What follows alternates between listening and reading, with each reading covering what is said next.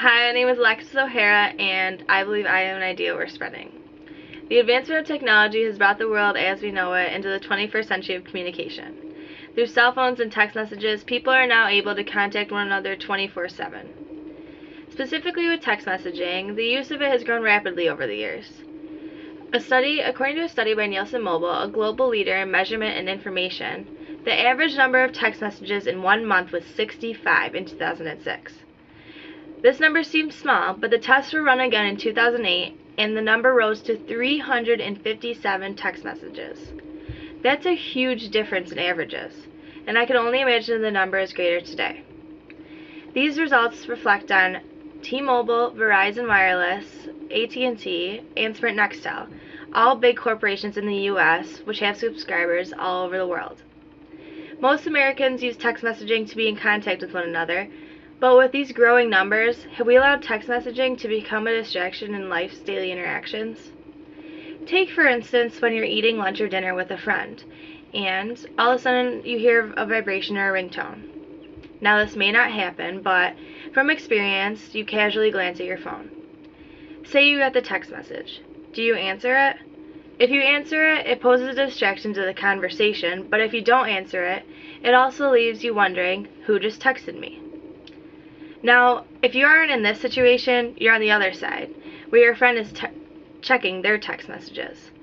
Now, I feel as if I'm being ignored, but how do you feel? I wanted to know, and since there's a lack of statistics on this topic, I decided to ask some of my friends at Bowling Green State University. Here's what they had to say. You're eating lunch or dinner with a friend, and mid-conversation their cell phone vibrates and they receive a text message. What are you thinking if your friend chooses to answer the text message? I mean, if they answer the text, it seems kind of like talking to me and like eating dinner with me is less important than texting their friend back. That was rude.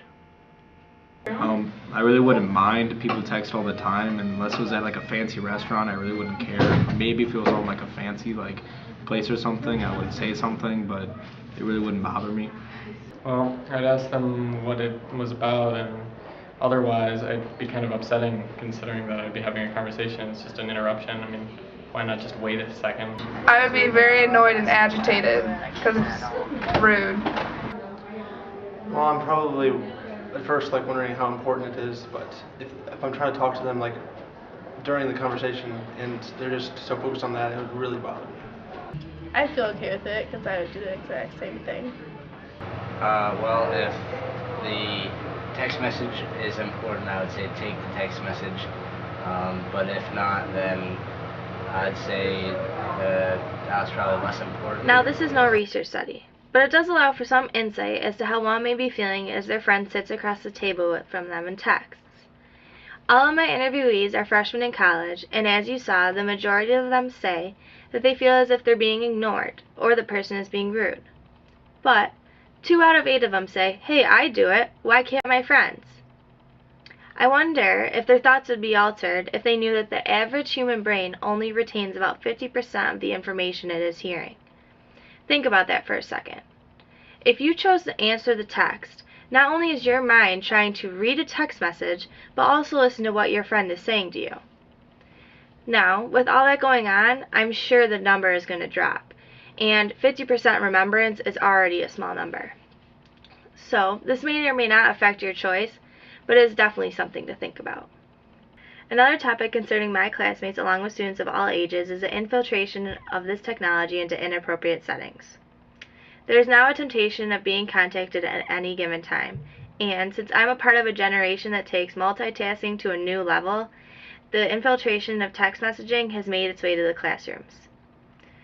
Yes, there are rules against text messaging in some schools, and some schools do enforce it, but this is not always the case. I found a study by the Pew Research Center that was done on cellular devices in school by a survey that was completed by students. This consisted of several questions surrounding the issues and regulations on various schools. Here were the results. This displays that no matter if the cell phone is unacceptable in school or not, students are still sending text messages during class. The survey included answers from students of various schools that have different policies on cellular devices. I have circled what the percentage of students who continue to text message along with those who do not. About 1/3 of the students in this survey text in class every day. About another 1/3% are varied with answers that admit to text messaging in class, and the last third left say they never have. It is most obvious to say students text in class and that texting during class is a distraction, yet the messages are still sent. Whether it is every day or every other day, it is still happening when in reality learning and studying should be taking place. And this goes back again to the listening. We only retain 50% of what we hear. We don't want to make that number go down anymore. There are even schools that have banned text messaging and they still have to deal with this distraction. This next chart shows that more than half the teens in this survey have sent a text message during class, even though the schools have gone to the extent to ban them. The numbers tell it all. Students are becoming increasingly distracted by this form of communication, which should not have even found its way into the classroom to begin with. Texting in class is one thing, but even worse is the epidemic of texting and driving that has developed, becoming so dangerous that states have had to put rules, laws, and regulations against this activity. But this does not stop anyone. In a AAA study, nearly half of the 1,008 participants did not even know that their states had these laws. I wonder if they were more educated, it might stop them.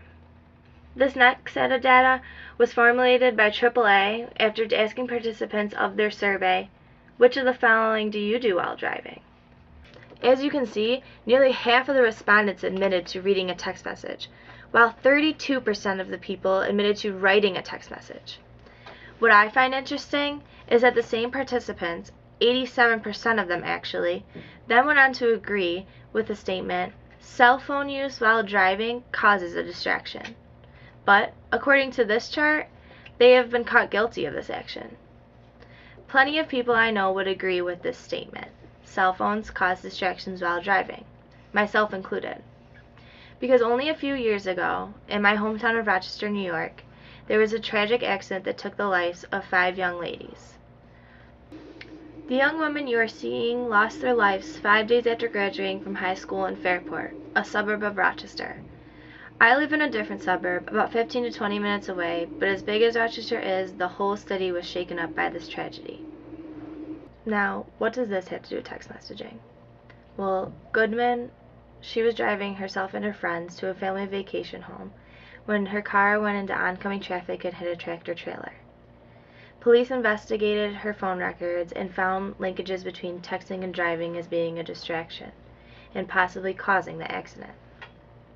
Because 2 minutes before the 911 dispatch call was made, Goodman had sent a text message from her phone. A minute prior to the call, she received one in return, from the car trailing her. Her own friends sent the text message. Now, there may not be positive and clear evidence to link this to the reason for the accident, but with all this information, it should get people thinking twice about texting and driving. I know I do. This accident gave me reason to look at what I value in life. For one, I value my friendship over innovation, and during conversation at lunch, my phones are put away. And second of all, I value my education, especially at the rate I'm paying now. I couldn't give anything up to text during class. And most of all, I value my safety and other safety over convenience. When I'm driving, my phone is off, or at least out of sight, because I know that a life is not worth a few words printed across a screen. Together, we must start thinking about our own values when it revolves around text messaging as a form of communication. I'm not saying to do away with text messaging, but to stop it from providing the world we live in with such distractions. With a life so short, distractions are not worth what is lost. So stop for a second and ask yourself, are your values what you really want them to be? Thank you.